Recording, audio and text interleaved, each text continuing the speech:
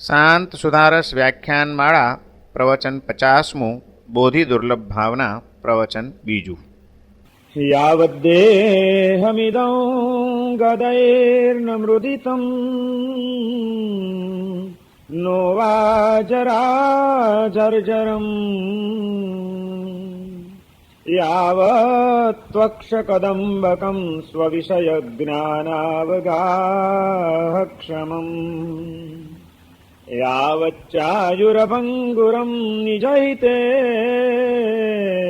તાવદ્બુધૈર્યત્યતાં કાસારે સ્ફુટિતે જલે પ્રચલિતે પાલી કથમ બધ્યતે. પરમ જ્ઞાની મહોપાધ્યાય વિનય વિજયજી મહારાજ શાંત સુધારસ નામના ગ્રંથમાં આત્મ સ્વરૂપનો બોધ થવો કેટલો દુર્લભ છે. વિશ્વની અંદર જીવાત્મા જે કંઈ પણ પ્રાપ્ત કરવા માટેના પ્રયત્નો કરે છે, ઘણું એ મેળવવા ઈચ્છે છે અને જે વસ્તુની એને કામનાઓ કરી છે તે વસ્તુને મેળવવા માટેના એ સતત પ્રયત્નો પણ કરતો રહે છે. પરંતુ આ તમામ પ્રયત્નોની અંદર અને તમામ કામનાઓમાં સૌથી મુશ્કેલ, અત્યંત દુર્લભ તત્વ જો કોઈ પ્રાપ્ત કરવા જેવું હોય તો તે એક જ છે અને એ સ્વસ્વરૂપનો બોધ.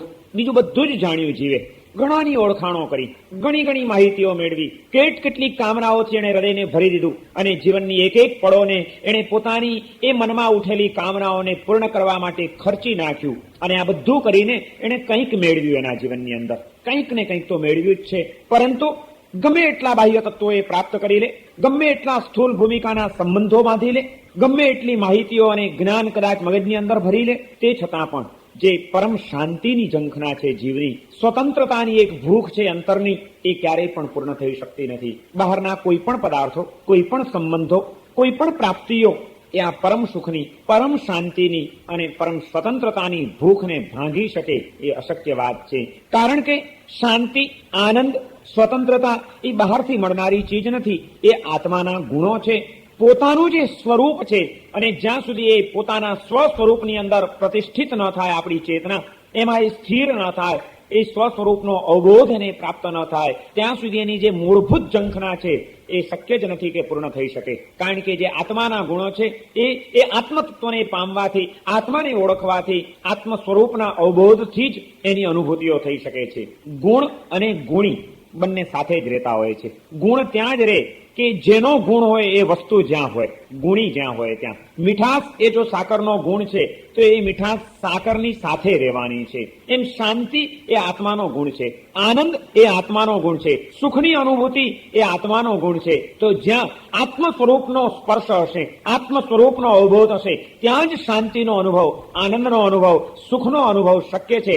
અને એટલા માટે જીવનની ધન્યતા પ્રાપ્ત કરવા આ વિશ્વની અંદર કંઈ પણ જો મેળવવા જેવું દુર્લભ કાર્ય, મુશ્કેલ વસ્તુ જો કોઈ હોય તો એ આ વસ્તુ છે. એમ 12મી બોધિ દુર્લભ ભાવનામાં વિનય વિજયજી મહારાજ આપણને સમજાવી રહ્યા છે કે બીજું બધું મેળવવાના કદાચ પ્રયત્નો તમારા થોડાક ઓછા હશે તો ચાલશે, પરંતુ સ્વ સ્વરૂપનો જો બોધ તમે પ્રાપ્ત નહીં કરો, જાગ્રત નહીં બનો તમારી ચેતના પ્રત્યે, તો તમને આ વિશ્વનું કોઈ તત્વ સુખ, શાંતિ, સ્વતંત્રતા કે આનંદની અનુભૂતિ નહીં કરાવી શકે. મુશ્કેલમાં મુશ્કેલ કાર્ય આ છે. અને એ મુશ્કેલ કાર્ય, એ મુશ્કેલ પ્રાપ્તિને પૂર્ણ કરવા માટે જીવે કેટલા તબક્કાઓમાંથી પસાર થવું પડે છે. આત્મ સ્વરૂપનો બોધ કોને થાય? આત્મતત્વમાં અધિષ્ઠાન કોનું શક્ય બની શકે? સૌને માટે શક્ય નથી. એ માટે બાહ્ય ભૂમિકાએ પણ, બાહ્ય જગતની અંદર પણ કેટલાક અભેદ્ય કિલ્લાઓને ભેદવા પડે છે, કેટલાક તબક્કાઓમાંથી પસાર થવું પડે છે, છેક અંતઃસ્થલની અંદર પહોંચવું પડે છે. અને ત્યારે એ વસ્તુને પામી શકાય છે, પ્રગટ કરી શકાય છે. એ વિના શક્ય નથી. એવા કેટલા દુર્ભેદ્ય કિલ્લાઓ ભેદવાના છે, એનો આખો એ ચિતાર આ બોધિ દુર્લભ ભાવનામાં વિનય વિજયજી મહારાજ આપણને આપી રહ્યા છે કે ભાઈ, આત્મ સ્વરૂપનો બોધ કરવો છે તો એ ક્યાં થશે? આપણા જીવનું પ્રારંભ કાળ, આદિકાળ તો સૂક્ષ્મ નિગોદની અંદર હતો કે જે સૂક્ષ્મ નિગોદની અંદર ચૈતન્યનું માત્ર એક અસ્તિત્વ છે, બીજું કંઈ જ નથી. એક ચેતનાનો ધબકાર છે, બાકી તદ્દન મૂર્છિત છે એ ચેતના, હોવા છતાં મૂર્છિત. અને ત્યાં આગળ તો કોઈ શક્યતા જ નહોતી. એ સૂક્ષ્મ નિગોદમાં અનંતકાળ પસાર કર્યા પછી બાદર નિગોદની અંદર, એમાંથી પછી સ્થાવર નિકાયની અંદર એકેન્દ્રિય, બેન્દ્રિય, તેન્દ્રિય અને ચૌરેન્દ્રિયની અંદર જીવ આવે છે ત્યાં સુધી પણ આત્મ સ્વરૂપનો બોધ થવાની કોઈ અનુકૂળતા, કોઈ સંયોગો, કોઈ શક્યતા એને પ્રાપ્ત થઈ શકતી નથી. વિકલેન્દ્રિયમાંથી પંચેન્દ્રિયમાં આવે તો જ શક્યતા છે, પણ પંચેન્દ્રિયપણામાં પણ આત્મ સ્વરૂપનો બોધ સહેલો નથી. આ બધા તબક્કાઓમાંથી અવર જવર અપ એન્ડ ડાઉન્સ કરી કરીને છેવટે પંચેન્દ્રિય સુધી આવે, પણ પંચેન્દ્રિયપણામાં પણ જો પર્યાપ્તિઓ પૂર્ણ ન કરે, પર્યાપ્ત પંચેન્દ્રિય ન બને તો પણ ન કામ ચાલી શકે. પર્યાપ્ત પંચેન્દ્રિય બને પણ એમાં જો મન ન મળ્યું હોય, મન વગરના અસંગની પર્યાપ્ત પંચેન્દ્રિય પણામાં આવે તો પણ એ શક્યતા નથી આવતી. પર્યાપ્ત સંગની પંચેન્દ્રિય તરીકે નું કદાચ જીવન પ્રાપ્ત થઈ જાય, પરંતુ એ તો દેવના ભાવમાં, નારકીના ભાવમાં અને ત્રિયંચ ગતિમાં પણ પર્યાપ્ત પંચેન્દ્રિય પણ મળી શકે છે, મન પણ મળી શકે છે, પરંતુ ત્યાંય આત્મ સ્વરૂપનો બોધ સુલભ નથી. એવા પ્રલોભનો અને એવી મુસીબતો છે એ ત્રણેય ગતિઓની અંદર કે ક્યાંક ને ક્યાંક જીવ એવો અટવાઈ જાય કે આત્મતત્વને ભૂલીને બીજા જ રવાડે ચડી જાય, કોઈક બીજી જ અનુભૂતિઓમાં ડૂબી જાય, જેના કારણે એને આ ખ્યાલ પણ ના આવે. માટે એનું પણ કોઈ મૂલ્ય નથી. એ બધા કિલ્લાઓને ભેદીને પણ મનુષ્ય ભાવ સુધી જો ના આવ્યો જીવ તો નકામું છે. સંઘની પર્યાપ્ત પંચેન્દ્રિય મનુષ્ય ગતિને પ્રાપ્ત કરે, કોઈક માનવ માતાની કુક્ષીમાં એનું અવસ્થાન થઈ જાય ત્યારે કંઈક શક્યતા ઉભી થાય છે, પરંતુ અહીં સુધી આવ્યા પછી પણ કર્મસત્તા ગમે ત્યારે તમને નિષ્ફળ બનાવી શકે છે, પાછા પાડી શકે છે. માનવ માતાની કુક્ષીમાં આવ્યા પછી પણ, એટલે કે ગર્ભ રૂપે તમારો જીવ એક સ્થાન પ્રાપ્ત કરી ચૂક્યા પછી પણ પાછું નક્કી નથી કે તમે પરિપૂર્ણ રીતે પાંચે ઇન્દ્રિયોથી પરિપૂર્ણ સ્વસ્થ રીતે તમારો જન્મ થાય જ. અને જન્મના તબક્કા સુધી પણ આવી ગયા. જન્મ થયા પછી પણ જો સ્થિર આયુષ્ય ન મળ્યું, જન્મીને પણ કલાકમાં મૃત્યુ પામી ગયા, ત્યાં ને ત્યાં જન્મતાની સાથે મૃત્યુ થઈ ગયું, તો વળી પાછા ક્યાં ચાલ્યા જશો એ કંઈ ખબર નથી, અને આત્મ સ્વરૂપનો બોધ તો રહી જ ગયો. આટલા બધા દુર્ભેદ્ય કિલ્લાઓ વટાવીને સંઘની પર્યાપ્ત પંચેન્દ્રિય મનુષ્ય ભાવની અંદર સ્થિર આયુષ્ય કર્મ પાછું સ્થિર હોય અને જીવંત રહે એ માનવ, એ બહુ જરૂરી છે. અને એ તબક્કા સુધી આવી ગયા પછી જો જાગ્રત ન થાય આપણી ચેતના, તો આત્મ સ્વરૂપનો બોધ એ ગુમાવી દેશે. અને માનવ જીવનમાં આવ્યા પછી પણ કેટલી મુશ્કેલીઓ છે એ મુશ્કેલીઓનું વર્ણન અહીં આગળ કરે છે. વિભિન્ન પંથાન પ્રતિપદમનલ પાશ્ચ મતિન. મન મળ્યું છે સમજી શકે એવું, પાંચે ઇન્દ્રિયો પરિપૂર્ણ મળી છે, સ્થિર આયુષ્ય મળ્યું છે, આપણે મોટા પણ થયા અને હવે આત્મ સ્વરૂપના બોધ સુધી પહોંચવું છે, પણ માનવને પણ રવાડે ચડાવી દે એવા કેટલાક સંયોગો આ સંસારની અંદર પ્રાપ્ત થાય છે. અને એ છે વિભિન્ન પંથાનો. આ સમગ્ર માનવ સૃષ્ટિને પણ ચક્રાવામાં નાખી દે, ધર્મ માર્ગે આવ્યા પછી પણ એ ધર્મમાં પણ રવાડે ચડાવી દે એવા કેટલા પંથો અત્યારે વિદ્યમાન છે. વિભિન્ન પંથાનો પ્રતિપદમનલ્પાશ્ચમતિનો. અને ડગલે ને પગલે જાત જાતની ખોપરીઓ અને જાત જાતની બુદ્ધિઓ તમને અહીં આગળ ભટકાય એવી છે. પંથો ઘણા છે, બુદ્ધિશાળી માણસો ઘણા છે, અને એમની બુદ્ધિ એ પણ એવી રીતે કામ કરી રહી છે કે માણસ ક્યાંક ને ક્યાંક અટવાઈ જાય, કારણ કે એ બુદ્ધિ દ્વારા કુયુક્તિ વ્યાસંગય નિજ મતોલ્લાસ રસિકા. એ બુદ્ધિનો ઉપયોગ કરીને દલીલબાજીમાં યુક્તિ પ્રયુક્તિઓ યોજીને તર્ક અને કુતર્કના પ્રયોગો કરીને પણ કુયુક્તિ વ્યાસંગૈર નિજ મતોલ્લાસ રસિકા. પોતપોતાનો મત, પોતપોતાની માન્યતા, પોતપોતાનો સંપ્રદાય, પોતપોતાના માળખાઓ એ બધાને આગળ વધારનારા અનેક તત્વો આ વિશ્વની અંદર વિદ્યમાન છે. એમાં જ્યાં સુધી સાચી વ્યક્તિ અને એના દ્વારાનું સાચું માર્ગદર્શન ન મળે તો તમે આત્મ સ્વરૂપના બોધને સમજવા પણ યોગ્ય ન બનો, પામવાની તો વાત ક્યાં રહી. એવી ભયંકર બુદ્ધિઓ અનેકને રવાડે ચડાવી દે છે, એવી આ શક્યતા છે અહીં આગળ. અને આમાં જયારે એકની આગળ તમે જાઓ ત્યારે એક વસ્તુ તમને સાંભળવા મળે, બીજે દિવસે બીજા કોઈક વક્તાને સાંભળો, એની પાસે પણ એવી દલીલો હોય, એવા તર્કો હોય, એવી સરસ રજૂઆત હોય કે તમે ચક્કરમાં પડી જાઓ ને આગલા દિવસ કરતા સાવ ઊંધી વાત હોય પાછી. તમને એમ થઈ જાય કે મારું વાત તો આ વિચારવા જેવી લાગે છે, જોરદાર વાત કરી આણે. વળી ત્રીજે દિવસે ત્રીજાને સાંભળો ત્યાં એના કરતા સાવ નવું ચક્કર તમારી સામે આવીને ઉભું રહી જાય.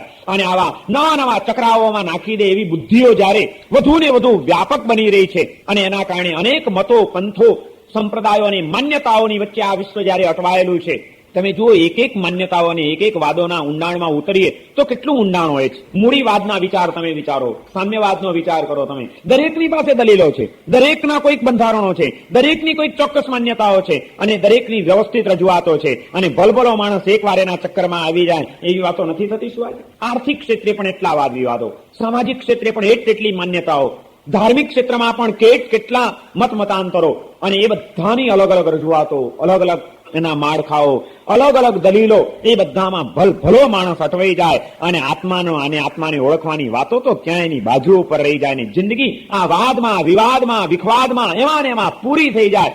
જીવન પૂરું થઈ ગયું ને વળી પાછી કોઈક સાપના મોઢા પાસે પહોંચી ગયા ને ક્યાંક પૂછડે ક્યાં જઈને પછડાશો એ ખબર નથી.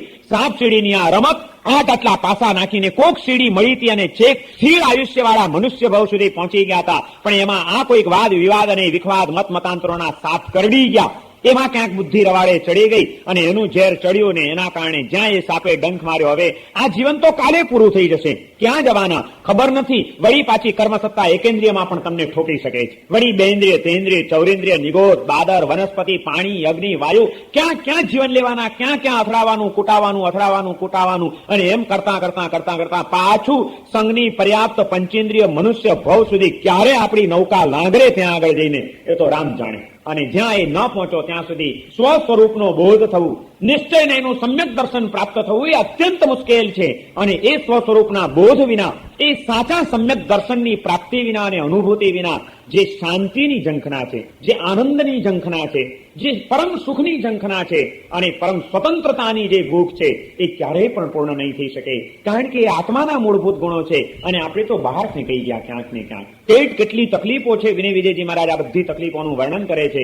અને આ બધી પરિસ્થિતિમાં ચાલો અનેક મતાંતરો હોય પણ એમાંથી કદાચ બહાર નીકળી શકાય, પણ એવા કોઈ સંયોગો નથી. ન દેવા સાનિધ્યમ વિદધતિ નવા કોપ્યતિશય. એવું કોઈ દેવોનું સાનિધ્ય નથી, કોઈ દૈવી શક્તિઓ નથી કે આજે દેવ આવીને કહી દે કે ચાલો હું સિમંદર સ્વામી પાસેથી જઈને તમને જવાબ લાવી આપું છું કે આ માર્ગ સાચો છે ને આ મહારાજની વાત સાચી છે. એવું કોઈ સાનિધ્ય છે અત્યારે દેવોનું કે જે આપણને સત્ય માર્ગની સાચી પ્રાપ્તિ કરાવી શકે? એવું કોઈ દૈવી સાનિધ્ય પણ આજે શક્ય નથી. અને વિશિષ્ટ એવો કોઈ જ્ઞાનનો અતિશય અત્યારે અહીંયા આગળ ઉપલબ્ધ થતો નથી. ન દેવા સાનિધ્યમ ન કોપ્યતિશય તદેવમ કાલેસ્મિન. એવા કાળની અંદર યહ્ય દ્રઢ ધર્મા સસુકૃતિ, અહીં દ્રઢ ધર્મ વાળો, શુદ્ધ ધર્મની પ્રાપ્તિ વાળો અને સતત જીવનને સુકૃતના માર્ગે આગળ વધારનારો એવો માર્ગ મળવો એ કેટલો મુશ્કેલ છે, અત્યંત દુર્લભ છે. આ તો થઈ માનસિક તકલીફોની વાત. કદાચ માની લો કે માનસિક કોઈ ગૂંચવાડાઓમાં આપણે ન અટવાઈએ, પણ બીજી પણ એક તકલીફ છે. આ માનવ જીવનની અંદર જો જાગૃત ન બન્યા, સજાગ ન બન્યા, પ્રબુદ્ધ ન બન્યા અને કર્તવ્યના માર્ગે અગ્રેસર થવા માટેના કોઈ પ્રયત્નો ન કર્યા તો બીજી પણ મુશ્કેલીઓ છે. યાવત દેયમિદમ ગદૈર્ન મૃદિતમ નોવા જરા જરજરમ. વિનય વિજયજી મહારાજ કહે છે, એક બહુ સરસ ઉપમા આપે છે કે મોટું સરસ મજાનું ગામ છે ને ગામના પાદરમાં જબરજસ્ત એક સરોવર છે, આખા ગામને પાણી પૂરું પાડે છે. એવા એ સરોવરના કિનારે વસેલું આ ગામ, તળાવ છલોછલ પાણીથી ભરાઈ ચૂક્યું છે. ખૂબ વરસાદ થયો છે અને ઉપરના ભાગમાં થયેલા વરસાદના કારણે ધોધના ધોધ પાણીના આવી રહ્યા છે અને એના કારણે તળાવ છલકાયું અને એ પાણીનો ફોર્સ એટલો બધો વધી ગયો કે જેણે સરોવરની પાળોને તોડી નાખી. કાસારે સ્ફુટિતે જલે પ્રચલિતે પાલી કથમ બધ્યતે. તળાવ ફાટ્યું, એના પાણી ગોગવતા સાગર જેવા એના પાણી એ ફેલાયા અને ગામને ડુબાડવા બેઠા. ત્યારે ગામના લોકો તરત જ દોડે કે ભાઈ જલ્દી કરો, તળાવને પાળ બાંધો. તળાવ ફાટ્યા પછી ને પાણી ફેલાયા પછી પાળ બાંધવાના પ્રયત્નો કેવા ઠરે? તમને ડુબાડી જાય કે બીજું કંઈ? તમને ખતમ કરી જાય કે બીજું કંઈ બની શકે? પાળ તો પહેલા બાંધવી જોઈએ. પાળ પહેલા બાંધીને પાણી ફાટી નીકળ્યા પછી પાળ બાંધવા જઈએ એનો કોઈ અર્થ નથી. વિનય વિજયજી મહારાજ કહે છે કે તમારા જીવનની કોઈ પાળ ફાટી પડે એ પહેલા આત્મ સ્વરૂપના બોધની પાળ બાંધી લેવાનો પ્રયત્ન કરજો, પાણી ફેલાઈને ડૂબી જાય. યાવત દેયમિદમ ગદૈર્ન મૃદિતમ. જ્યાં સુધી તમારું આ શરીર રોગોથી ઘેરાયું નથી. માનવ જીવનને પ્રાપ્ત કર્યા પછી પણ ગમે ત્યારે રોગોનો ભરડો તમને આવી શકવાની પૂર્ણ શક્યતાઓ છે. એવા કોઈ રોગોથી તમે ઘેરાયા નથી જ્યાં સુધી. નોવા જરા જર્જરમ. અને જ્યાં સુધી જરા અવસ્થાથી જર્જરિત નથી થઈ તમારી કાયા, ગળપણે તમને જર્જરિત નથી કરી નાખ્યા. અને જ્યાં સુધી તમારી ઇન્દ્રિયો પોતપોતાના વિષયની અંદર સક્ષમ છે, ઇન્દ્રિયો અશક્ત નથી બની, ઇન્દ્રિયો કામ કરતી અટકી નથી, શરીર રોગોથી ઘેરાયું નથી, ગળપણે ડોકિયા કર્યા નથી, ઇન્દ્રિયો વ્યવસ્થિત રીતે જ્યાં સુધી કામ કરી રહી છે ત્યાં સુધી યાવત ચાયુર ભંગુરમ. અને આયુષ્ય જ્યાં સુધી હજી અસ્તિત્વ ધરાવે છે, આયુષ્ય ક્ષણ ભંગુર છે, ગમે ત્યારે દગો દઈ શકે એમ છે, પણ એ તમને દગો દઈ જાય એ પહેલા તાવત બુધૈર્યત્યતામ કાકારે સ્ફુટિતે જલે પ્રચલિતે પાલી કથમ બધ્યતે. ત્યાં સુધી જ બુદ્ધ માણસો જે છે, પ્રબુદ્ધ આત્માઓ જે છે, વિચારક વ્યક્તિઓ જે કોઈ છે, એમણે તાવત બુધૈર્યત્યતામ સ્વહિતે, ત્યાં સુધીમાં બુદ્ધિશાળી માણસે પોતાના હિત માટેનો પ્રયત્ન કરી લેવો જોઈએ. નહીં તો આ માનવ જીવન સુધી આવ્યા પછી પણ કદાચ આ જીવન તમારું એડે ચાલ્યું જશે. કોઈક તુચ્છ વસ્તુઓની પ્રાપ્તિ માટે, કોઈક નાચીજ સંબંધોને ટકાવવા માટે, કોઈક તકલાદી અને અલ્પકાલીન એવી યશ અને કીર્તિ, વાહવા અને પ્રશંસા, એની ભૂખને સંતોષવા માટે આ જીવન એ જ દોડધામમાં ને એ જ ગડમથલમાં કાલે પૂરું થઈ જશે. અને ખરેખર જેના દ્વારા આંતર સુખની અનુભૂતિ કરવાની છે એ કામ કરવાનું રહી જશે. માટે જોજો, જ્યાં સુધી રોગોથી ઘેરાયું નથી શરીર, ગળપણે ડોકિયા કર્યા નથી, ઇન્દ્રિયો સમર્થ છે, આયુષ્ય દગો દઈ નથી ચૂક્યું, ત્યાં સુધીમાં પ્રબુદ્ધ વ્યક્તિઓએ નિજ હિતે પોતાના હિત માટે પ્રયત્ન કરી લેવો જોઈએ. કારણ કે જ્યારે આ બધું થશે ત્યારે શું થશે? કાસારે સ્ફુટિતે, તળાવ ફાટ્યું અને પછી પાળ બાંધવા જવા જેવો એ પ્રયત્ન હશે. જ્યારે ગળપણ આવી ગયું હશે, ઇન્દ્રિયો અશક્ત બની હશે, શરીર રોગોથી ઘેરાયું હશે, મોત નજર સામે દેખાતું હશે, તે વખતે પછી કદાચ તમે પ્રયત્ન કરવા જાઓ, વિચારવા જાઓ કે હવે આ કરી લઉં, આ સાધના કરી લઉં, આ સમજી લઉં, આ આત્મની ઓળખાણ કરી લઉં, એ બધા પ્રયત્નો તળાવ ફાટ્યા પછી પાળ બાંધવા જેવા એ પ્રયત્નો થવાના છે. ક્યાંક આવું ન થઈ જાય એ માટે સતત સાવધાન રહેજો. આપણને સાવધાની આપે છે. વિનય વિજયજી મહારાજ કહે છે કે બુદ્ધતામ બુદ્ધતામ બોધિ અતિ દુર્લભા જલધિ જલ પતિત સુર રત્ન યુક્ત્યા. જાગો જાગો, બોધિની પ્રાપ્તિ અત્યંત દુર્લભ છે. કોના જેવી? જેમ સમુદ્રના તળિયે કોઈક રત્ન ચાલ્યું ગયું હોય, હાથમાંથી ઉછળીને પડી ગયું વાણમાંથી, અને એ રત્ન ગુગવતા સાગરની અંદર જો પડી જાય તો એ જેમ પ્રાપ્ત થવું મુશ્કેલ છે, એમ આ સંસાર સમુદ્રની અંદર આત્મ સ્વરૂપનો બોધ થવો એ અત્યંત મુશ્કેલ છે. જલધિ જલ પતિત સુર રત્ન યુક્ત્યા. માટે શું કરવું? સમ્યગારાધ્યતામ સ્વહિતમીય સાધ્યતામ બાધ્યતામ અધર ગતિરાત્મ શક્ત્યા. ત્રણ વાતો બતાડી એને. એટલા સરસ શબ્દ પ્રયોગો કર્યા છે. ભાષાનું જે લાલિત્ય છે અહીંયા આગળ વિનય વિજયજી મહારાજનું આપણને જોવા મળે છે કે બુદ્ધતામ, સાધ્યતામ, બાધ્યતામ, એક એક જે સંસ્કૃત ભાષાના શબ્દ પ્રયોગો છે એની જે મીઠાશ છે એ મીઠાશ પણ આત્માને પ્રેરિત કરે એવી છે. સમ્યગારાધ્યતામ સ્વહિતમીય સાધ્યતામ બાધ્યતામ અધરગતિરાત્મ શક્ત્યા. સમ્યગારાધ્યતામ, આ બોધિ રત્નની સમ્યક આરાધના કરી લ્યો, સાચી રીતે અને સારી રીતે એને આરાધી લ્યો. એ કરવાથી શું થશે? એની આરાધના કરવાથી આત્મ સ્વરૂપના બોધ પ્રત્યે તમે જાગૃત બનશો. એ આત્મ સ્વરૂપના બોધની તમે આરાધના કરશો તો એનાથી શું થશે? સ્વહિતમીય સાધ્યતામ, એનાથી તમારા પોતાના આત્માનું હિત સધાઈ જશે. બોધિની આરાધના કરો અને એના દ્વારા આત્મહિત સાધી લો. સ્વહિતમીય સાધ્યતામ, અને એ આત્મહિત સાધી લેશો તો એનું પરિણામ શું? બાધ્યતામ અધરગતિ આત્મશક્ત્યા. અધોગતિ, એ અધોગતિની તમે બાધા પહોંચાડી દો, અધોગતિને અટકાવી દો. આત્માની તિર્યંચ ગતિ અને નરક ગતિની અંદર આત્માનું થતું ભ્રમણ, એ ભ્રમણને તોડવાની અને અટકાવવાની તાકાત જો કોઈનામાં હોય તો તે આત્મ સ્વરૂપના અવબોધ રૂપ આ સમ્યક દર્શનની અંદર છે. સમ્યક દ્રષ્ટિ આત્માની ક્યારેય પણ દુર્ગતિઓ ન થઈ શકે એ કર્મ સિદ્ધાંત કે છે. અને એ જ વાત વિનય વિજયજી મહારાજ અહીંયા આગળ કે છે કે બોધિની ઉપાસના કરી લો, બોધિની આરાધના કરીને આત્માનું હિત સાધી લો, અને એ સાધશો તો બાધ્યતામ અધરગતિ, અધરગતિ નીચેની ગતિઓ છે, અધોગતિ છે, એ તમારી અટકી જશે. ચાર ગતિની અંદર સતત જીવ પરિભ્રમણ તો કરતો જ રહ્યો છે. હજી પણ તમારે શું? તિર્યંચ ગતિ અને નરોગ ગતિ રૂપ અધોગતિની અંદર તમારે હજી ઢસડાવવું છે. જન્માંતરની દ્રષ્ટિએ વિચારીએ તો પણ અધોગતિ એટલે આ તિર્યંચ અને નરક ગતિ, અને વર્તમાન જીવનની દ્રષ્ટિએ વિચારીએ તો આત્માનું અધોગમન ન થાય, એની અધોગતિ ન થઈ જાય એ માટે પણ જો કોઈ ઉપાય હોય તો તે એક જ છે, અને એ આત્મા પોતે પોતાના સ્વરૂપને ઓળખી લે. તમે તમારી જાતને ઓળખી લો, આત્મ સ્વરૂપનો અવબોધ પ્રાપ્ત કરી લો, તો જ તમારી અધોગતિઓ અટકી શકશે. નહીં તો જીવ ક્યાં પછડાશે, ક્યાં અથડાશે એનો કોઈ ભરોસો નથી. અને એટલા માટે જાગૃત બની જાઓ. બુદ્ધતામ બુદ્ધતામ, બોધ પામો, સજાગ બનો, એમ વાત કરે છે આપણને. કારણ કે આ આત્મ સ્વરૂપનો બોધ પ્રાપ્ત કરવા માટેની ઘણી અનુકૂળતાઓ તમને પ્રાપ્ત થઈ ચૂકી છે. નહીં તો આટલી બધી જાગૃતિ વિનય વિજયજી મહારાજ આપણને ના આપત. પણ શાંત સુધારક ગ્રંથ એમણે આપણા માટે લખ્યો છે, અને આપણને આટલી અહોભાવનાથી જોઈએ છે કે આ કેટલા ભાગ્યવાન આત્માઓ છે કે છેક આટલા બધા દુર્ભેદ્ય કિલ્લાઓ, 13 કિલ્લાઓને વટાવીને એ છેક સ્થિર આયુષ્ય વાળા મનુષ્ય ભાવ સુધી આવી ચુક્યા છે. હવે એમને સજાગ બનાવવા જોઈએ. પરંતુ ઉભા રહ્યો, સ્થિર આયુષ્ય વાળું મનુષ્ય જીવન પણ મળી જાય તો ત્યાં તો આત્મ સ્વરૂપનો બોધ શક્ય છે ને? તો કે ના, ત્યાં પણ શક્ય નથી. મનુષ્ય ભાવમાં પણ બધાને માટે શક્ય નથી. લબ્ધય નરભવો નાર્ય દેશેષુય સભવતી પ્રત્યુતા નર્થકારી. અહીંયા આગળ કદાચ મનુષ્ય ભાવ મળી જાય, પણ એ જો અનાર્ય દેશમાં ક્યાંક મળી ગયો હોય તો એ અનાર્ય દેશમાં મળેલું માનવ જીવન લાભદાયક તો નહીં, ઉપરથી વધુ નુકસાનકારક બની શકે એમ છે. વધુ નુકસાનકારક બને. 7મી નારકીમાં કોણ જાય ખબર છે? આ સમગ્ર સંસારની અંદર ગમે એવા ભયંકરમાં ભયંકર પાપો કરીને પણ સાતમી નારકીમાં જાય તો કોણ જાય? માત્ર માનવ જઈ શકે, બાકી કોઈ ન જઈ શકે. સિંહ, વાઘ, વરુ આવા ભયંકર હિંસક પ્રાણીઓ ગમે એટલા પાપો કરે તોય સિંહ મરીને વધુમાં વધુ 6ઠ્ઠી નરક સુધી જાય. સાતમી નારકીમાં જવાનો ઇજારો અને રાઇટ્સ માત્ર માનવને છે. જે માનવ છેક ઉપર પણ જઈ શકે છે, એ માનવ છેક નીચે પણ જઈ શકે છે. બંને એનામાં શક્તિઓ છે અને એટલા માટે માનવ જીવન શ્રેયસ્કર જ હોય એવો એકાંતે નિયમ નહીં. એ ભયંકર પણ બની શકે છે માનવ જીવન. માટે અહીંયા આગળ વિનય વિજયજી મહારાજ કહે છે કે આટલા બધા દુર્ભેદ્ય કિલ્લાઓ વટાવીને સ્થિર આયુષ્ય વાળું મનુષ્ય જીવન કદાચ પ્રાપ્ત થઈ ગયું, પણ એ મનુષ્ય જીવન પણ આત્મ સ્વરૂપના બોધ માટે લાયક નહીં ઠરી શકે. જો એ અનાર્ય દેશની અંદર તમને આ જીવન પ્રાપ્ત થઈ ગયું તો એ ઉપરથી નુકસાનકારક બનશે.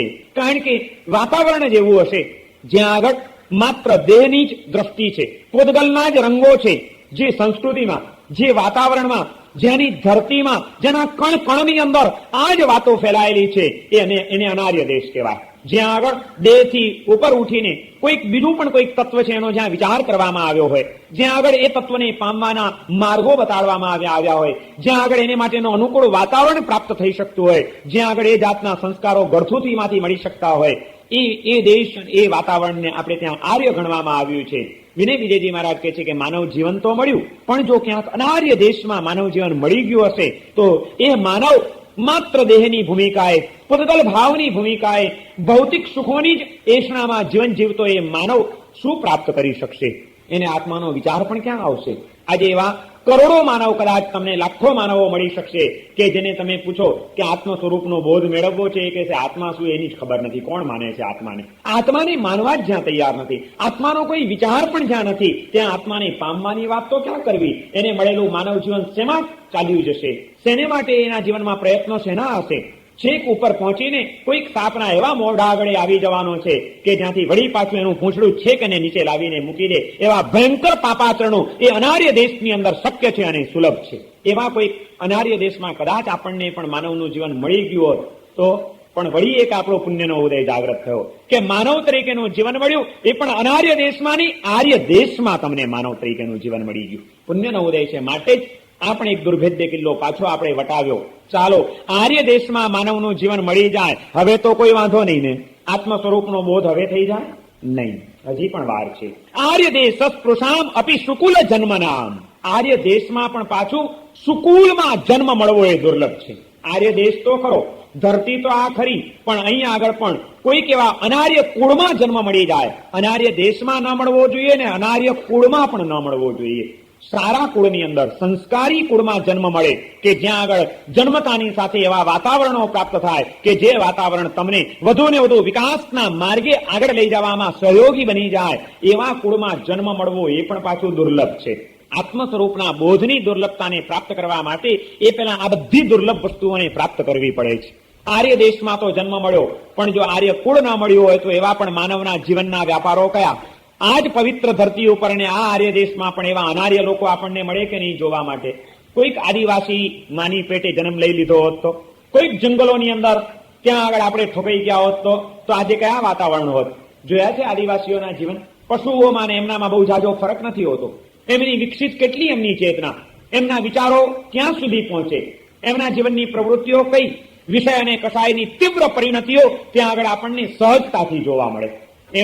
એમને બધું સરખું. અમે વિહાર કરીને જઈએ ને આમ આગળ જ્યાં જરાક આગળ વધીએ મનોરથી, અને એ પછી વચ્ચેના જે આદિવાસીના જંગલો છે એમાંથી પસાર થઈએ, રોજ સવારના પોરમાં વિહાર કરતા હોઈએ એટલે તરત જ આજુબાજુમાં નજર નાખી એક જ વસ્તુ જોવા મળે. આટલી પૂતળી પહેરેલી હોય, હાથમાં તીરકામઠા હોય, સવારના પોરથી પંખીઓ પાડતા હોય, શિકાર કરતા હોય, સસલા મારતા હોય, માછલા ખાતા હોય, આખો દિવસ અને કાં તો લડતા અને ઝઘડતા જોવા મળે. એમને કાકડી સમારવીને માણસ સમારો બે સરખા. કથાઓની પરિણતિ સતત એ જ સંસ્કારો, મારો, કાપો, ગમે ત્યાંથી પેટનો ખાડો પૂરો કરો, આજીવિકા પ્રાપ્ત કરી લો અને જિંદગી પૂરી કરી લો. આ સિવાય કોઈ વાત નહીં. અર્થ અને કામની નિમ્ન કક્ષાની ભૂમિકા ઉપર જ લગભગ એમનું જીવન પૂરું થઈ જાય. ધર્મ અને મોક્ષનો કોઈ વિચાર સુદ્ધા પણ ન હોય એવા આ આર્ય દેશની અંદર પણ જીવન જીવતા આપણને અગણિત માનવો મળી રહે. એમાં ક્યાંક એવા કોઈક વાતાવરણમાં ને એવા કોઈક કુળમાં આપણો જન્મ થયો તો જન્મતાની સાથે શું શીખવા મળે? નિશાન કેમ તાકવું, શિકાર કેમ કરવા, ઉડતા પંખીઓને કેમ પાડવા, એ જ શીખવાનું મળ્યું હોત. એને બદલે એવા એક કુળમાં જન્મ મળી ગયો છે કે જે કુળમાં જન્મ મળતાની સાથે તલ્લી રોટલી કૂતરાની એવો સંસ્કાર તમને પ્રાપ્ત થાય છે. આ સંસ્કાર કોણે આપ્યા?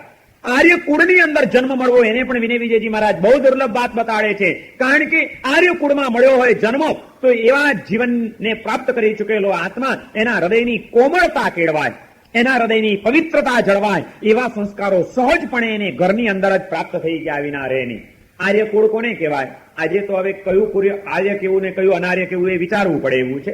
દેશ અને કુળની, આર્ય અને અનાર્યની આપણી પ્રાચીન કાળની વ્યાખ્યાઓ ગમે તે હોય, આજના સંદર્ભમાં વિચારવું હોય તો કયા દેશને આર્ય દેશ કેવો અને કોને અનાર્ય દેશ કેવો?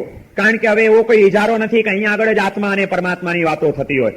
આત્મા અને પરમાત્માની વાતો, એના માર્ગો, એની સાધનાઓ, એ માટેની તમન્નાઓ આજે જેને આપણે અનાર્ય દેશ કહેતા હોઈએ છીએ, ત્યાં આગળ પણ ઘણીવાર એટલી બધી વિકસેલી જોવા મળતી હોય છે કે એની સામે કેટલીક વખત આપણા જીવનની અંદર પણ એટલા વિકાસો જોવા ન પણ મળતા હોય.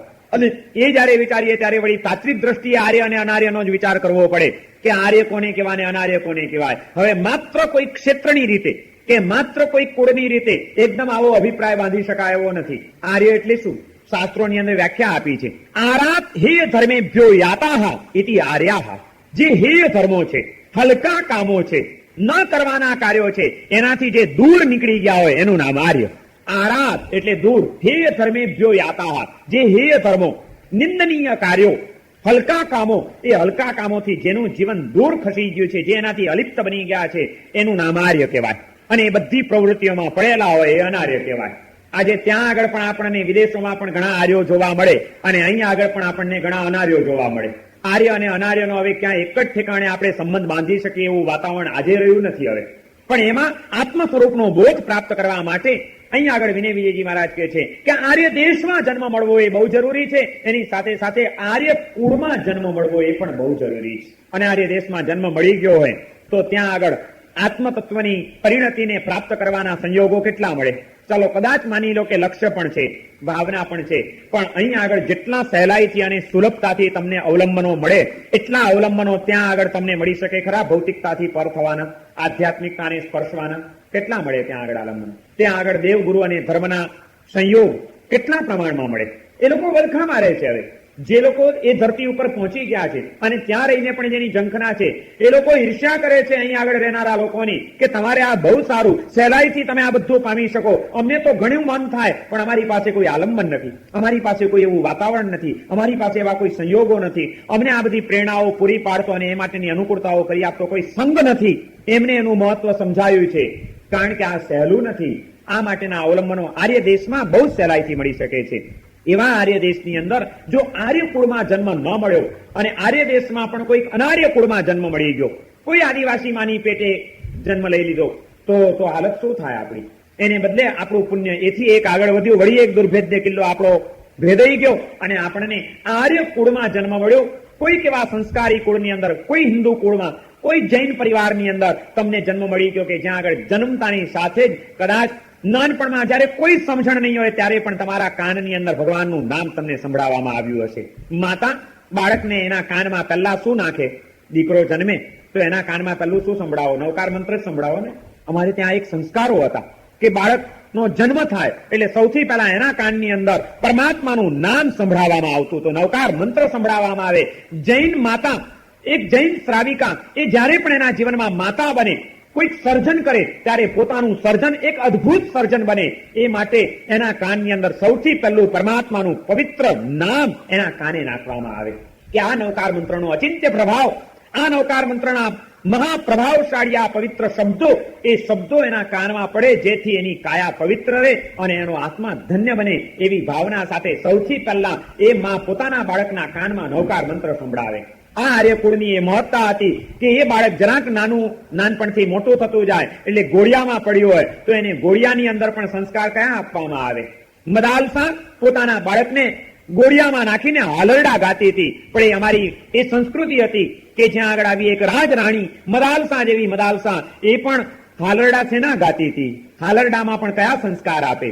આર્ય કુળ એને કહેવાય કે જે કુળની અંદર જીવન જીવતા સભ્યો એનું લક્ષ્ય આત્માને પામવાનું હોય, દેહથી, દેહ ભાવથી ઉપર ઉઠવાનું હોય. અને એટલા જ માટે એમને ત્યાં આવનારા બાળકોને પણ એ સંસ્કાર નાખ્યા વિના રહે નહીં. ગળથુથી માંથી અને હાલરડામાં પણ એને એ આદર્શ આપવામાં આવે. મદાલસા ગાતી હતી પોતાના બાળકને આમ ઘોડિયામાં સુવડાવીને હાલરડું ગાતી હતી. શુદ્ધોસી બુદ્ધોસી નિરંજનોસી સંસાર માયા પરિવર્જિતોસી. બેટા તું શુદ્ધ છે, તું બુદ્ધ છે, તું મુક્ત છે. આ સંસારના કોઈ પણ રંગોથી તારે રંગાવાનું નથી. સંસાર માયા પરિવર્જિતોસી. મદાલસાનું ચરિત્ર અને એની અંદર એને ગાયેલા હાલરડા એ પણ આપણને એક દ્રષ્ટિ આપે એમ છે કે આર્યકુળ કોને કહેવાય. આર્યકુળની અંદર આવેલા એ ભાગ્યવાન આત્માની એટલા માટે એને દુર્લભ ગણવામાં આવ્યું છે. એનું સદભાગ્ય એ છે કે એને એવી માતા મળી હોય કે જે માતા હાલરડા પણ એવા ગાય કે જેમાં એને આ સંસારના ભૌતિક રંગોથી ઉપર ઉઠવાના આદર્શો આપવામાં આવે. શુદ્ધોસી બુદ્ધોસી નિરંજનોસી. તું શુદ્ધ છે, કોઈ પણ અશુદ્ધિથી આ જીવનમાં તારે ખરડાવવાનું નથી. તું બુદ્ધ છે, અજ્ઞાનનો અંધકાર તારા આત્મામાં હું ટકવા નહીં દઉં, તને સમ્યક જ્ઞાનના માર્ગે હું લઈ જઈશ. નિરંજનોસી. કોઈ પણ રંગ આ દુનિયાનો તને લાગી ન જાય એ માટે તારી મા તરીકે હું સાવધાન રહીશ. સંસાર માયા પરિવર્જિતોસી. સંસારની આ જે કઈ માયાઓ છે આજે અમે ભલે બધા એમાં બંધાયા છે, પરંતુ તું એનાથી રહિત છે અને રહિત રહેવાનો બેટા તું પ્રયત્ન કરજે. કોઈ સમજણ ન હોય ત્યારે પણ અવ્યક્ત મનની અંદર પણ આ શબ્દોના સંસ્કાર પાડીને એ માતા પોતાના કેવા કર્તવ્યો બજાવતી હશે કલ્પના કરો તમે. અને એ માત્ર આર્ય કુળમાં શક્ય બને છે. એટલા માટે એને દુર્લભ કહેવામાં આવ્યું છે. આત્મ સ્વરૂપનો બોધ કઈ સહેલો નથી. અનંત કાળથી ભટકતો આપણો આત્મા આજ સુધી કેમ ન પામી શક્યો? જો સહેલું હોત તો ક્યારનો મળી ગયો હોત. પણ મુશ્કેલ કાર્ય છે આ બધું, બહુ મુશ્કેલ કાર્ય છે. અહીંયા આગળ જ આ બધી વાતો સમજવા મળે છે. એ બાળક જરાક મોટું થાય એટલે માં તરત જ એને નાનપણથી જ એને સંસ્કાર આપે કે જોજે ક્યાંય સ્વાર્થી બનતો નહીં, એકલપેટો થતો નહીં, બીજાના સુખનો વિચાર કરજે, બીજાનું દુઃખ દૂર કરવા માટે પ્રયત્નશીલ રહેજે. કરુણાના સંસ્કારો આ અમારા આર્યકુળની અંદર બાળકોને નાનપણથી મળતા હતા. રસોડામાં રોટલા ઘડતા ઘડતા રસોઈ કરતા કરતા પણ માતા પોતાના બાળકની અંદર ગળથુથીમાં આ સંસ્કારો નાખતી હતી. એ આમ રસોઈ કરતી હોય પણ રસોઈ કરતા એ સંસ્કરણનું કાર્ય ભેગું જ એનું ચાલતું હોય. એ રોટલા ટીપે અને જ્યાં પહેલો રોટલો તૈયાર થાય એટલે જાણી જોઈને બાળકને એ ખબર પડે, બાળકના મનમાં એ સંસ્કાર પડે. એટલા માટે તરત જ રોટલો શેકતા શેકતા બોલે કે પહેલો રોટલો કૂતરાનો. પહેલા આપણે નહીં ખાવાનું, પહેલા મૂંગા પ્રાણીને ખવડાવવાનું આ સંસ્કાર બાળકને પડવો જોઈએ. અને જ્યાં રોટલો તૈયાર થાય એટલે માં પોતે ન જાય નાખવા, એના બાળકને બોલાવે કે બેટા જ્યાં બાર કૂતરાને રોટલો નાખી આવ. બાળકના હાથે નંખાવે જેથી એનામાં એ સંસ્કાર પડે કે ના મારે બીજાને પહેલા ખવડાવવાનું પછી મારે ખાવાનું. આ અમારી સંસ્કૃતિ હતી, આ અમારી પરંપરાઓ હતી. એટલે એ લોટ અને સાકરનું મિશ્રણ કરીને બાળકને લઈને જાય અને કીડિયારા ઉપર નાખે કે જો આ બિચારી કીડી છે ને એને ખાવા જોઈએ, ચલ નાખ એને નાખ. અને એ રીતે એને સંસ્કાર પડે. અમારે ત્યાં શિક્ષણમાં પણ એ સંસ્કાર આપવામાં આવતા હતા. અમારા સાહિત્યકારો, અમારા કવિઓ, અમારા શિક્ષણ શાસ્ત્રીઓ એ બધા આ દ્રષ્ટિપૂર્વકનું આયોજન કરતા હતા કે આ શિક્ષણ પ્રાપ્ત કરી ચૂકેલી વ્યક્તિ એ સારામાં સારી દયાવાન બને, કરુણાવાન બને, સંસ્કારી બને, શીલવાન બને. એ જાતના જ એને પાઠો આપવા જોઈએ. કવિતાઓ પણ અમારી એવી હતી, સીધી સાદી, પણ તે છતાં કેટલા બધા પાયાના સંસ્કાર નાખી જાય એવી કવિતા શીખવાડવામાં આવતી હતી. જૂના માણસો શીખ્યા હશે, હવે તો કવિતાઓ બદલાઈ ગઈ છે. કાળી તે કૂતરીને આવ્યા ગલુડિયા, બે કાળા ને બે ભૂરિયાઓજી, ચાલો ગલુડિયા રમાડવા જઈએ. આ કોઈ ગલુડિયા રમાડવાની વાત નહોતી, પણ ગલુડિયામાં પણ આપણી જેવો જીવ છે એ ભાવના જગાડવાની આની પાછળની વાત હતી. કે કાળી તે કૂતરીને બાળકને એમ થાય કે ના અમારે ત્યાં નીચે બિલ્ડિંગમાં ગલુડિયા આવ્યા છે તો ચાલો બે કાળા છે બે ભૂરા છે, આપણે ગલુડિયાને રમાડવા જઈએ, એને દૂધ પીવડાવીએ. સાંજ પડે ને છોકરાઓ કંતાન લઈને નીકળી પડે, ગલુડિયાઓને રાતના કંતાન ઓઢાડી દે શિયાળામાં કે આને ગલુડિયાને ઠંડી ન લાગે. આ બધું શું હતું? આ કોઈ છોકરાઓની રમત નહોતી, આ કોઈ કવિઓના જોડકણા નહોતા, પણ આ એક બિલકુલ સાહજિકતાથી ખબર પણ ન પડે એ રીતે બાળકમાં એક કરુણાનો સંસ્કાર જાગી જાય, એને બીજા જીવનો વિચાર કરવાની ભૂમિકા એનામાં આવતી જાય. એ રીતે સહજપણે આ ચીજોને ગોઠવી દેવામાં આવી હતી. હવે તો આવી કવિતાઓ એ ગઈ, હવે ટ્વિંકલ ટ્વિંકલ કરતા થઈ ગયા છોકરાઓ. બિલકુલ સહજતાથી સરળ શબ્દોમાં અને હૃદયસ્પર્શી રીતે જે આ સંસ્કારો આપવામાં આવતા હતા એવા સંસ્કારો નથી આજે શિક્ષણમાં મળતા. આજે પહેલો રોટલો કૂતરાનો એ બોલવાનું માતાઓ ભૂલી ગઈ છે, કૂતરાને રોટલો નાખવાનું છોકરાઓ ભૂલી ગયા છે, કૂતરાઓ પાડવાના શોખ વધી ગયા. પણ જીવદયાનો સંસ્કાર વ્યાપક બને એ જાતની પ્રવૃત્તિઓ ઘટી ગઈ. જે આર્યકુળનું મહત્વ હતું એ તો આ દ્રષ્ટિએ મહત્વ હતું કે એક સંસ્કારી માતા, એક સમજદાર માતા પોતાના બાળકનું કેવું ઘડતર કરે, એક એક નાની નાની બાબતમાં પણ એને કેવી રીતે તૈયાર કરતી જાય કે જેના દ્વારા એ બાળક એક દિવસ મોટું થાય ત્યારે કોઈક એક એવું અદ્ભુત માર્ગ એને પ્રાપ્ત થઈ જાય, એના જીવનનો વિકાસ એવો મેળવી લે કે જેના દ્વારા એ આત્મ સ્વરૂપનો બોધ પામ્યા વિના રહે જ નહીં. જીવદયાના એને સંસ્કાર મળે, પરમાત્મા ભક્તિના સંસ્કાર મળે. છોકરો આવડું હોય પણ માં એને આંગળીએ વળગાડીને પણ દેરાસર રોજ લઈ જાય. અમારી માતાઓ કઈ ના આવડતું હોય તો જે કરો, જે કરો. એને એટલો સંસ્કાર પડે કે આ કોઈ મહાન તત્વ છે ને એને પગે લાગવું જોઈએ. ભલે ને જે કરવાના સંસ્કાર પડે, કઈ સમજણ ન હોય. અને જયારે બોલતા શીખે ત્યારે તલ્લો શબ્દ કયો એના મોઢામાંથી બોલાવે માં. એ માં બોલતા પણ પછી શીખે, નમો બોલતા પહેલા શીખે. અને જેને નમો બોલતા આવડ્યું હશે ને શીખવાડ્યું હશે જે માતા હોય, એ જ બાળક કાલે માતાને પણ નમવાનું શીખશે.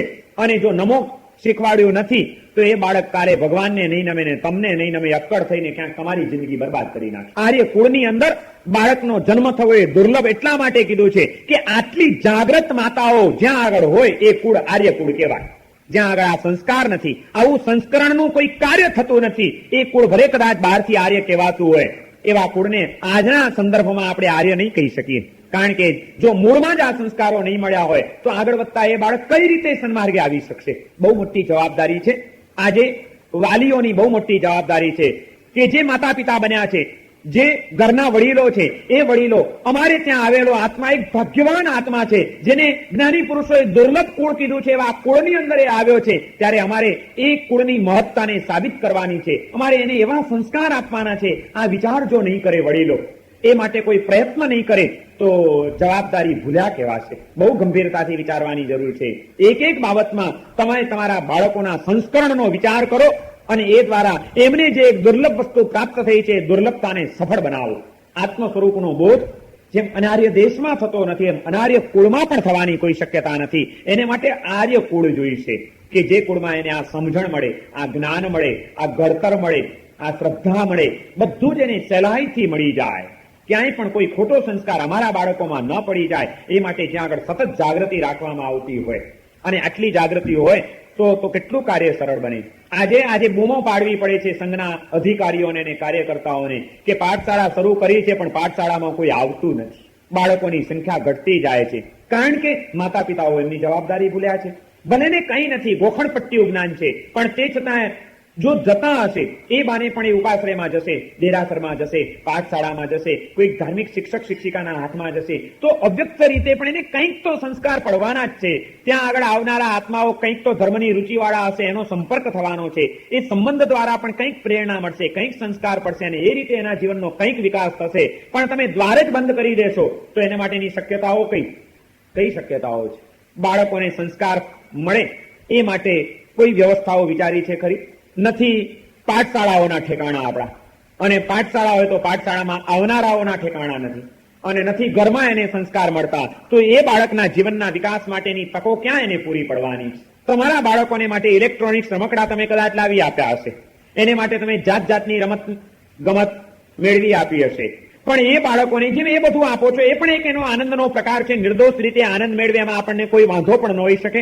એક બાળ સહજ જીવનને માટે અનુરૂપ જે કંઈ જોઈએ એને પણ આનંદ જોઈશે. નિર્દોષ આનંદ જ્યાંથી મળે ત્યાંથી એને તમે અપાવો, પણ એની સાથે સાથે એને સંસ્કાર મળે એવો પણ કોઈ પ્રયત્ન ખરો કે નહીં? આપણો રમકડા ઘણા લાવી આપ્યા, પણ એ બાળકોને રસ પડે એવી સરસ અને સંસ્કાર મળે એવી સરસ ચિત્રવાળી વાર્તાઓની ચોપડીઓ કેટલી લાવી આપી? માત્ર રમતથી જ તમારું બાળક તૈયાર થશે કે સંસ્કાર પણ જરૂરી બનશે? અને એ સંસ્કાર, ચલો બાળકોને વાર્તામાં રસ પડે છે ને, તો એવી ઘણી બધી વાર્તાઓના પણ પુસ્તકો મળે છે, સાહિત્ય મળે છે, પણ કમનસીબી છે આપણા સમાજની કે આપણો સમાજ ઘરેણા માટે પૈસા ખર્ચી શકે છે, સાડીઓ માટે પૈસા ખર્ચી શકે છે, ઇલેક્ટ્રોનિક્સ આઇટમો વસાવવા માટે પૈસા ખર્ચી શકે છે, પણ જ્ઞાનના પુસ્તકો વસાવવા માટે ત્યાં બહુ મોંઘા છે પુસ્તકો. કોઈ દિવસ તમને એ વિચાર ના આવ્યો કે સાડી બહુ મોંઘી છે તો હવે સાડીઓ નહીં લેવી? ચોપડીઓ મોંઘી થઈ ગઈ માટે ચોપડીઓ લેવાનું બંધ કર્યું, તો કાપડે ઘણું મોંઘું થઈ ગયું છે, કાપડ ખરીદવાનું એ બંધ કરો ના. પણ અમને અમારા મહોત્સવ જેટલા પ્રિય છે એની તરફ અમારું જેટલું આકર્ષણ છે એટલું આકર્ષણ હજી અમને જીવનના સંસ્કારો માટે, એ સંસ્કાર સમૃદ્ધિને જગાડનાર સમ્યક જ્ઞાન માટે અમને ક્યાં આવ્યું છે કે જેથી અમે એનો વિચાર કરી શકીએ?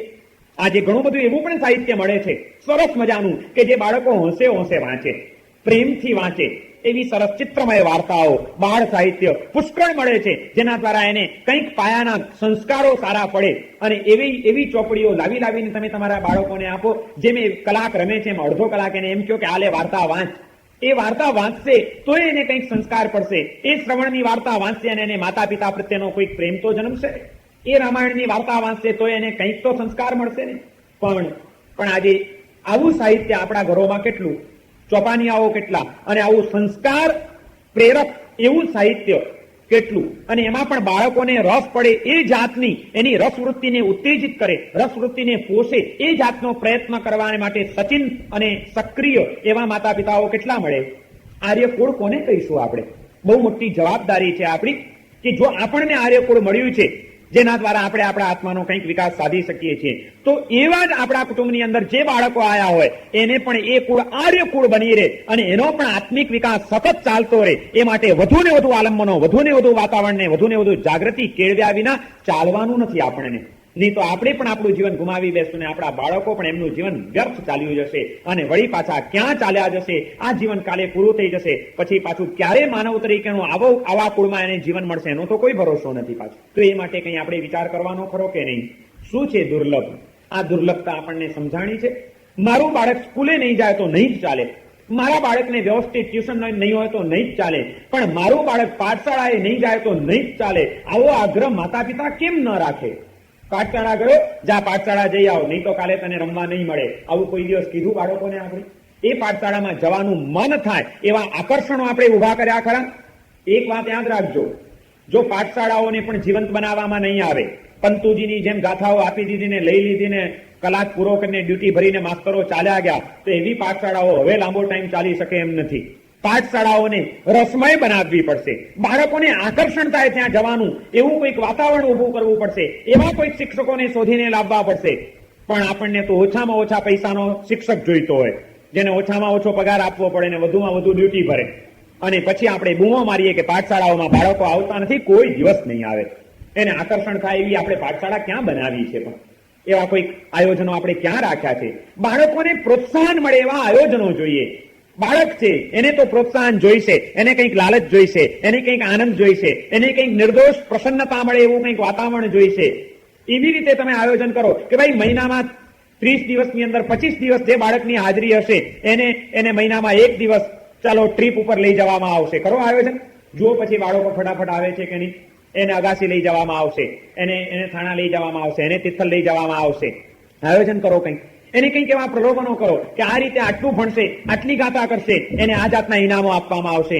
કંઈક ને કંઈક એવા સુંદર અને વ્યવસ્થિત આયોજનો કરવા જોઈએ કે જેથી બાળકોને પણ મન થાય, એના વાલીઓને પણ એમ થાય કે મારું બાળક આમાં કેમ આગળ આવે ને એ કેમ ઇનામ લઈ આવે, એ કેમ આ લાભ પ્રાપ્ત કરી જાય. તો એ રીતે આકર્ષણ વધે. બાકી ફરિયાદો કર્યા કરો, કાંઈ વળે નહીં. અને એ જેમ સંઘની જવાબદારી છે, માતા પિતાઓની આ જવાબદારી છે કે ગમે તેમ કરીને ભલે બાળક નાના પાડતું હોય છતાં પરાણે પણ એને સ્કૂલે નાનું હતું ત્યારે મોકલતા હતા કે નહીં, રડતું હતું છતાં પણ એને ધક્કો મારીને કાઢતા હતા કે નહીં, એમ ભલે કદાચ ના પાડે, ના જવું પડશે, નહીં તો નહીં મળે ખાવાનું, ચલો જાઓ, એમ જો કંઈક વ્યવસ્થિત પ્રયત્ન કરવામાં નહીં આવે અને પહેલેથી જ જો આ શિક્ષણ આપવામાં નહીં આવે તો કાલે ઉઠીને આત્મ સ્વરૂપનો વિચાર ને આત્માનો અનુભવ ને આ બધી વાતો તો અધ્ધર વાતો રહી જવાની છે. મૂળથી જ આપણે આલંબનોથી એને દૂર કરી નાખ્યો. બાળકોને નાનપણથી જ આવા સંસ્કારો પાડો, એને મંદિરોમાં જવાના સંસ્કાર પાડો, એને સાધુ મહારાજ પાસે જવાના સંસ્કાર પાડો. આંગળીએ પકડીને પણ એને લઈ જાઓ, ચાલ મહારાજ સાહેબના દર્શન કરો, ચલો જય કરો, ચલો ખમાસમણું આપો. તો એને થાય કે આ મારા દેવ છે, આ મારા ગુરુ છે, આ મારો ધર્મ છે. આ દેવ ગુરુ અને ધર્મ પ્રત્યેની કોઈક શ્રદ્ધાનું બીજ રોપાય એના હૈયામાં, કોઈક અહોભાવ જન્મે એના અંતરની અંદર. ક્યારેક પણ એનું આકર્ષણ પેદા થઈ જાય એ તત્વોની પ્રત્યે, તો એ તત્વો પ્રત્યેનું આકર્ષણ, શ્રદ્ધા અને અહોભાવ એને આવતીકાલે જયારે સમજદાર થશે, મોટું થશે, ત્યારે એને કોઈક એવું વાતાવરણ પણ એમાંથી મળી રહેશે જતા આવતા કે જેનાથી એનો આત્મ સ્વરૂપના બોધ તરફનો વેગ આગળ વધી જશે અને ખરેખર આ તત્વને પામી જશે. આ માટેની અનુકૂળતાઓ પૂરી પાડતો યોગ્ય આલંબનો જ્યાં આગળ મળી રહે અને વાતાવરણ સુલભ બને એ માત્ર આર્ય કુળમાં શક્યતા છે. માટે વિનય વિજયજી મહારાજે કીધું કે આર્ય દેશમાં માનવ તરીકેનો જન્મ મળવો એ સહેલો છે, દુર્લભ છે. એની પછી આર્ય કુળમાં જન્મ મળવો એ પણ પાછો દુર્લભ છે. ચાલો આર્ય દેશમાં પણ મળી ગયો અને આવા સંસ્કારી જાગ્રત માતા પિતા ને ત્યાં આર્ય કુળની અંદર પણ જન્મ મળી ગયો. હવે તો આત્મ સ્વરૂપનો બોધ સહેલો ખરો? હવે તો થઈ જ જાય ને? નહીં, હજી પણ વાર છે. વિનય વિજયજી મહારાજ કહે છે કે બોધી અતિ દુર્લભા, અત્યંત દુર્લભ છે બોધ પ્રાપ્ત થવો. આટલી હદ સુધી આવ્યા પછી પણ આર્ય દેશ સ્પૃશામ અપી સુકુલ જન્મનામ દુર્લભા વિવિધિશા ધર્મ તત્વે. આર્ય કુળમાં પણ જન્મ લીધા પછી પણ ધર્મ તત્વની જિજ્ઞાસા જાગવી પાછી બહુ દુર્લભ છે. આર્યકુળ હોય, સંસ્કારી માતા પિતા મળેલા હોય, બધું હોય, તે છતાં પણ એવા પણ કુળમાં તમને એવા અનેક યુવાનો, એવા અનેક માનવો જોવા મળે કે જેને પોતાને ધર્મ તત્વ તરફ કોઈ રુચિ જ ન હોય, એની કોઈ જિજ્ઞાસા જ ન જાગતી હોય. મા બાપે પ્રયત્ન પણ કર્યા પણ પાછા એ પ્રયત્નો પણ સફળ થવા દુર્લભ છે. માતા પિતા અત્યંત ધર્મિષ્ઠ અને શ્રદ્ધાવાન હોય અને એના જ બાળકો એ બિલકુલ નાસ્તિક કે ઉદ્દંડ હોય, એવું પણ આપણને જોવા મળે કે નહીં આ સંસારમાં ક્યાં મળે. મા બાપને દુઃખ થતું હોય કે અમારું બાળક અને આમ કે, અને સમજાવીને થાકે છતાં પેલાના કોઈ કર્મના ઉદયો એવા વિચિત્રો હોય કે એનો કોઈ મેળ જ ન પડતો હોય. વિનય વિજયજી મહારાજ કહે છે કે આર્ય કુળમાં જન્મ લીધા પછી પણ દુર્લભા વિવિધિશા ધર્મ તત્વે, ધર્મ તત્વને માટેની વિવિધિશા, એને સમજવાની ઈચ્છા, એની જિજ્ઞાસા જાગવી એ અત્યંત દુર્લભ છે. બધાને એ પણ જાગતી નથી. બાપ મંદિરમાં જાય ને દીકરો થિયેટરમાં જાય, સાથે જ નીકળે બાપ, આવું એ બને. બાપ કે મારે વ્યાખ્યાનમાં જવું છે ને દીકરો કે મારે ક્લબમાં જવું છે, એવું એ બને. બધું જ શક્ય છે, કારણ કે આ રુચિ જાગવી એ સહેલી નથી. રુચિ પણ બહુ મુશ્કેલ છે. અને એ માનો કે એ પણ કદાચ પ્રાપ્ત થઈ ગયું, ચાલો ધર્મની જિજ્ઞાસા એ જાગી ગઈ, ધર્મની અભિરુચિ જાગૃત થઈ ગઈ, તો પછી હવે તો ધર્મની પ્રાપ્તિ એ તો સહેલી ને, તો કે ના, વિવિધિશાયામ અપી શ્રવણમતિ દુર્લભમ. ચાલો જિજ્ઞાસા જાગી, ખરેખર ધર્મ એ સૂચિત છે. આત્માનું સ્વરૂપ કેવું હોય, મારે આત્માને પામવો છે, માટે આત્માને સમજવો છે, ક્યાંથી મને સમજવા મળશે, આવી સાચી જિજ્ઞાસા અંતરમાં જાગી ગઈ. આર્યકુળમાં આવ્યા પછી એ જિજ્ઞાસા જાગ્યા પછી પણ વિવિધિશાયામપી શ્રવણમતિ દુર્લભમ ધર્મશાસ્ત્રસ્ય ગુરુ સન્નિધાને, જાગેલી જિજ્ઞાસા સંતોષ થાય, એ જિજ્ઞાસા પૂર્ણ થાય એવું ધર્મશાસ્ત્રનું શ્રવણ ગુરુ મુખેથી પ્રાપ્ત થવું પાછું દુર્લભ છે.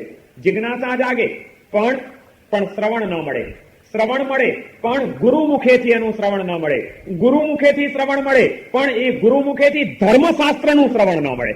ત્રણ વાતો એક સાથે બતાડી દીધી. વિવિધિશાયામપી શ્રવણમતિ દુર્લભમ. પહેલા તો શ્રવણ જ દુર્લભ. શ્રવણ પાછું ક્યાંથી, તો કે શ્રવણમતિ દુર્લભમ ધર્મશાસ્ત્રસ્ય. શ્રવણ દુર્લભ. જીવનમાં સાંભળવાનું દુર્લભ છે? ના, જરાય દુર્લભ નથી. દુનિયામાં એટલું બધું સાંભળવાનું મળે છે કે તમારો ટાઈમ ઓછો પડે જો તમારે બધું જ સાંભળવું હોય તો. એટલું સાંભળવાનું મળે છે, પણ એમાં ખરેખર શુદ્ધ ધર્મની પ્રતીતિ કરાવે એ ધર્મ તત્વનું શ્રવણ એ દુર્લભ છે.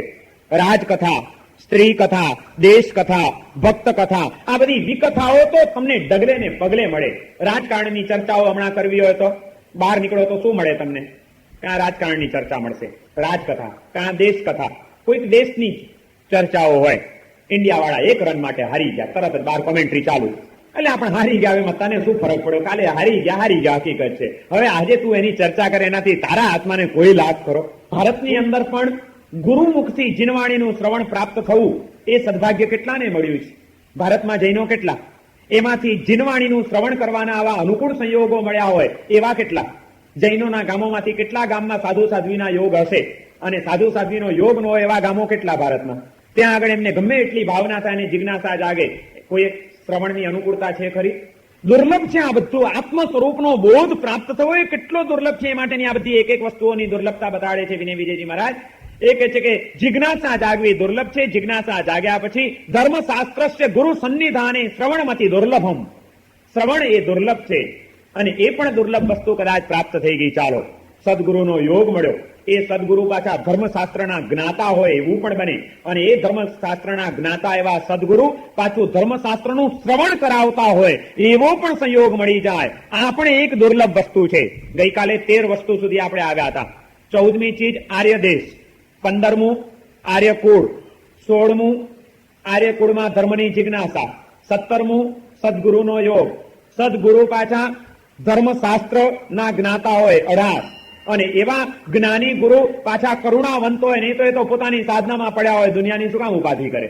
પણ એ પાછું શ્રવણ કરાવે. કેટલી વસ્તુ થઈ? 19 વસ્તુ આવી ગઈ. આ 19 કિલ્લાઓ વટાવતા વટાવતા જવાનું, અને તે છતાં હજી આત્મ સ્વરૂપનો બોધ હવે થઈ જાય તો કે ના, હજી વાર છે. ધર્મશાસ્ત્રનું સદગુરુના મુખેથી વ્યવસ્થિત રીતે શ્રવણ થાય ને એ શ્રવણ દ્વારા જિજ્ઞાસા, જાગેલી જિજ્ઞાસાને સંતોષવાના અનુકૂળ સંયોગો પ્રાપ્ત થાય એ અત્યંત દુર્લભ છે. પણ એ દુર્લભ વસ્તુ પણ કદાચ પ્રાપ્ત થઈ ગઈ અને ગુરુ મુખેથી ધર્મશાસ્ત્રનું શ્રવણ મળ્યું, છતાં હજી આત્મ સ્વરૂપનો બોધ ઘણો દૂર છે. એ પહેલા હજી પણ ઘણા કિલ્લાઓ વટાવવાના છે. એ આગળની હવે એક એક દુર્લભ વસ્તુઓ કઈ કઈ છે? વિનય વિજયજી મહારાજ એનો પણ હજી આપણને ખ્યાલ આપવાના છે. એ એક પછી એક દુર્લભ વસ્તુઓ વટાવતા ક્યારે આત્મ સ્વરૂપના બોધ સુધી પહોંચી શકાય છે એ અંગેની આગળની વાતો આપણે સોમવારે કરીશું. સર્વમંગલમાંગલ્યમ સર્વકલ્યાણકારણમ પ્રધાનમ સર્વધર્માણામ જૈનમ જયતિ શાસનમ.